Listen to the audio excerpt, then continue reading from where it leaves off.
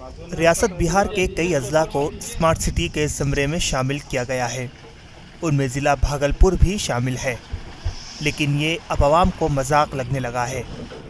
Smart city के ज़मरे में शामिल होने के बावजूद शहर की सड़कें निहायत ही खस्ता हैं।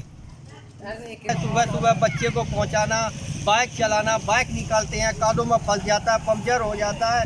क्या माने कि सरकार क्या करना चाहती है, क्या दिखाना चाहती है कि ये आदमी को, पब्लिक को दुख में डालना चाहती है कि या कुछ सरकार सहूलत देने के लिए है। सड़क की बदहाली की वजह से लोगों की ज़िंदगी उजेरन बन गई है, लेकिन बर्दाश्त करने के अलावा उनके पास कोई चारा नहीं है। इधर तोड़ने से तो 1 महीना हो गया है जी, मगर रोड कुछ बनने का कुछ उम्मीद नहीं है। आदमी को बहुत परेशानी है। ये कल बारिश हुआ, ये देख लीजिए तालाब बन गया पूरा, हो रही है। पैदल वाले को ज़्यादा दिक्कत है, गाड़ी वाला तो किसी तरीके से निकल जा रहा, मगर बचा के जा रहा है। मैं कहना चाहता हूँ कि जो ठेकेदार दिया है, ठेकेदारी वो ना तो एस्टीमेट दिया है, ना उसका कोई आदमी यहाँ आता है, इंजीनियर वगैरह तो कोई टपता भी नहीं है जिससे कि बात रखा जाए।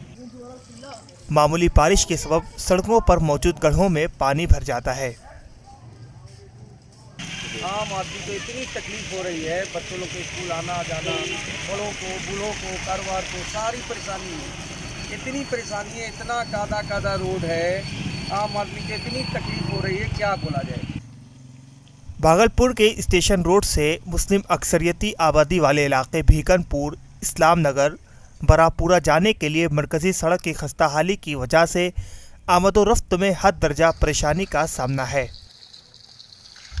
भागलपुर से ईटीवी भारत के लिए सज्जाद आलम की रिपोर्ट।